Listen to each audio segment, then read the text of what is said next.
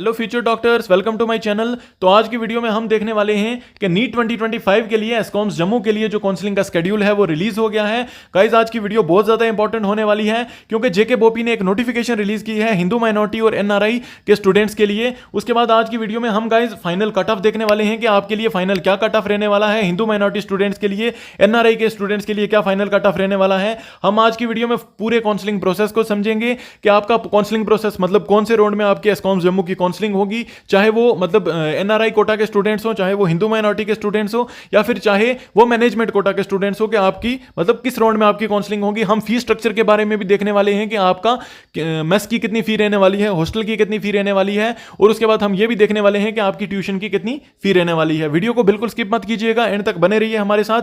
हम आपको आज पूरी नॉलेज देने वाले हैं कि एस्कॉम्स जम्मू का जो ये नोटिफिकेशन आई है उसके बाद हम फी स्ट्रक्चर भी डिस्कस करेंगे और फाइनल कट ऑफ भी डिस्कस करेंगे। ठीक है गाइस, जैसे कि आप अपनी स्क्रीन पे देख सकते हो कि 28 मतलब आज की डेट में इन्होंने जेके बोपी ने एक नोटिफिकेशन रिलीज की है। ये हिंदू माइनॉरिटी स्टूडेंट्स के लिए और एनआरआई स्टूडेंट्स के लिए बहुत ज्यादा इंपॉर्टेंट है, तो उसको वो ध्यान से देखें। ठीक है गाइस, इन्होंने ये बोला है कि 21 अगस्त तक इन्होंने डेट दी हुई थी कि आप अपने डॉक्यूमेंट वेरिफिकेशन करा सकते हो जेके बोपी ऑफिस में, चाहे वो श्रीनगर में चाहे वो जम्मू में। ठीक है, तो गाइस इन्होंने जो जिन जिन बच्चों ने जो डॉक्यूमेंट वेरिफिकेशन कराई थी उनकी 25 अगस्त को क्या हुआ है कि कमेटी ने डॉक्यूमेंट वेरिफिकेशन की है, तो उसमें इन्होंने ये पाया है कि इन्होंने गाइस एनआरआई के लिए अलग से दिया हुआ है और हिंदू माइनॉरिटी स्टूडेंट्स के लिए अलग से नोटिफिकेशन दी हुई है। ठीक है, इनमें इन्होंने ये बताया हुआ है कि सिर्फ एक ही कैंडिडेट है हिंदू माइनॉरिटी के अंदर जिसका डॉक्यूमेंट डेफिशिएंट आया हुआ है, बाकी सारे के सारे स्टूडेंट्स एलिजिबल हैं, सिर्फ वही स्टूडेंट जो है वो एलिजिबल नहीं है मतलब एस्कॉम्स की सीट्स के लिए सेकंड राउंड के लिए। ठीक है,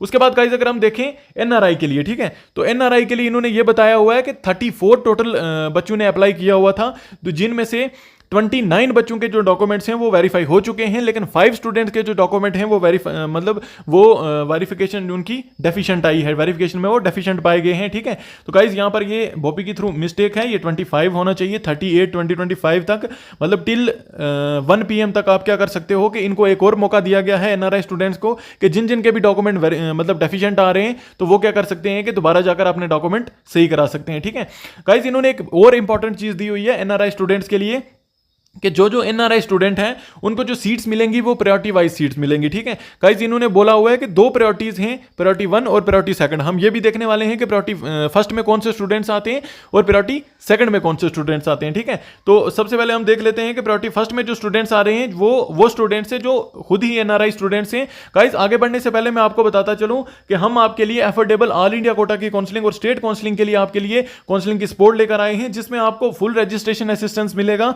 जिसमें आपको पर्सनल असिस्टेंस प्रोवाइड किया जाएगा, पर्सनल गाइडेंस प्रोवाइड की जाएगी, अपना पर्सनल कॉन्टैक्ट नंबर दिया जाएगा जिसमें आप 24/7 अपने डाउट्स क्लियर कर सकते हो। ठीक है, आपको मेडिकल प्रोफेशनल से या फिर काउंसलर से, बेस्ट काउंसलर से आपको सपोर्ट प्रोवाइड की जाएगी, आपको हम मतलब बेस्ट मेडिकल कॉलेज दिलाने में आपकी पूरी हेल्प करेंगे। ठीक है गाइस, इसमें आपको ऑर्फन स्टूडेंट्स के लिए बिल्कुल ये फ्री रहने वाला है और 50% ऑफ रहेगा बीपीएल स्टूडेंट्स के लिए। इसमें जो भी इंटरेस्टेड है वो क्या कर सकता है कि अपने स्क्रीन पे दिए गए व्हाट्सएप नंबर पे हमें क्या कर सकता है कि कांटेक्ट कर सकता है। ठीक है, इसके बाद गाइस अगर हम देखें कि प्रायोरिटी 2 में कौन कौन से बच्चे आते हैं, तो सबसे पहले प्रायोरिटी फर्स्ट में वो बच्चे आते हैं जो कि खुद एनआरआईज हैं, या फिर सेकंड मतलब प्रायोरिटी फर्स्ट में ही ये सेकंड वो बच्चे आते हैं जो कि एनआरआई के बच्चे हैं। ठीक है, उसके बाद गाइस अगर हम देखें कि प्रायोरिटी 2 में कौन से बच्चे आते हैं, तो प्रायोरिटी 2 में आते हैं first degree relatives of the NRI wards और second degree relatives of the NRI wards. ठीक, उसके बाद गाइज अगर हम देखें कि इन्होंने ये बोला हुआ है कि जो अलॉटमेंट होगी वो उसमें मतलब प्रायोरिटी फर्स्ट वाले बच्चों को पहले प्रेफरेंस दी जाएगी, फिर प्रायोरिटी 2 वाले बच्चों को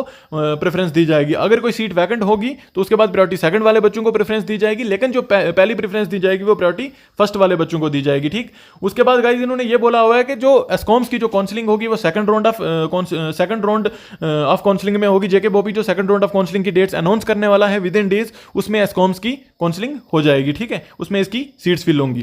गाइस इसके बाद हम देख लेते हैं कि इन्होंने ये एनेक्जर भी साथ में अटैच किया है, एनेक्जर ए और एनेक्जर बी अटैच किया हुआ है। इसमें हिंदू माइनॉरिटी के स्टूडेंट्स भी इन्होंने दिए हुए हैं और एनआरआई के स्टूडेंट्स भी दिए हुए हैं। तो जैसे कि आप देख सकते हो, इसके अगर हम कट ऑफ की गाइस बात करें तो कट ऑफ का वैसे तो हिंदू माइनॉरिटी में 25 सीट्स हैं, तो इसके अकॉर्डिंग यूटी रैंक जिस इस बच्चे का 690 आ रहा है वो तो 100% सेफ है।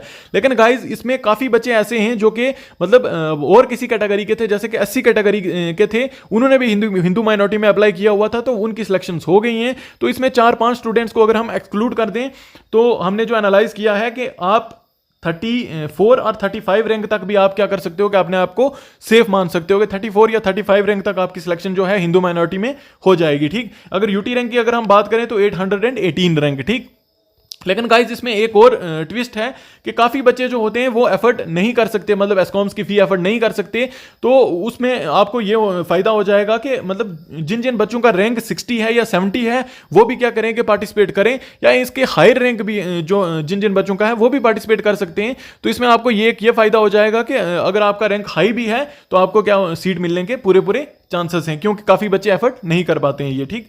एस्कॉम्स की फी एफर्ट नहीं कर पाते हैं गाइस। इसके बाद अगर हम एनआरआई की बात करें तो एनआरआई की ऐसे ही आप अगर अपनी डेफिशिएंसी आपको अगर देखनी है तो आप ऐसे डेफिशिएंसी अपनी देख सकते हैं। ये हिंदू माइनॉरिटी के लिए है, सिर्फ एक ही स्टूडेंट है वीरेंद्र गुप्ता, ये इसका डेफिशिएंट आया है हिंदू माइनॉरिटी में, ठीक। उसके बाद गाइस अगर हम देखें एनआरआई की, ठीक है, तो एनआरआई के काफ़ी स्टूडेंट्स हैं, जैसे कि आप अपनी स्क्रीन पर देख सकते हो कि इनके डॉक्यूमेंट जो हैं ये डेफिशिएंट आ रहे हैं, जैसे कि 5 स्टूडेंट्स हैं इनके डॉक्यूमेंट डेफिशिएंट है, ठीक।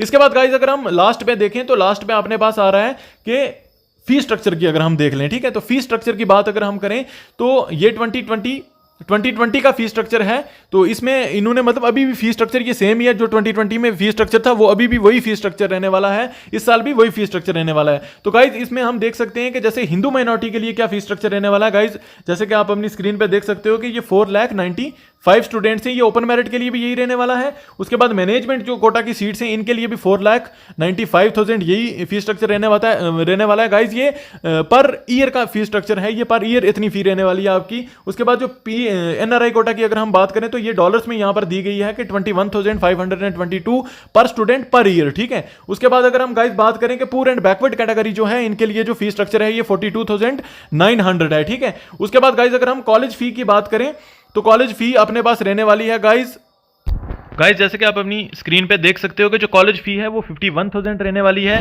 उसके बाद जो इलेक्ट्रिसिटी हॉस्टल फीस की अगर हम बात करें तो ये 51,400 रहने वाली है, और यूनिवर्सिटी फीस जो है ये 3,770 ये रहने वाली है, ठीक है गाइस। इसमें अगर हम बात करें एनआरआई स्टूडेंट्स की जो मतलब टोटल जो फी बनेगी, मतलब सेकंड, थर्ड और फोर्थ, मतलब सारे ईयर्स की जो फी अगर मिला के अगर हम बात करें तो अगर डॉलर्स में अगर हम बात करें तो ये फी रहने वाली है गाइस आपके पास US डॉलर्स 86,088, ये डॉलर्स में इतनी फी रहने वाली है गाइस एनआरआई स्टूडेंट्स के लिए।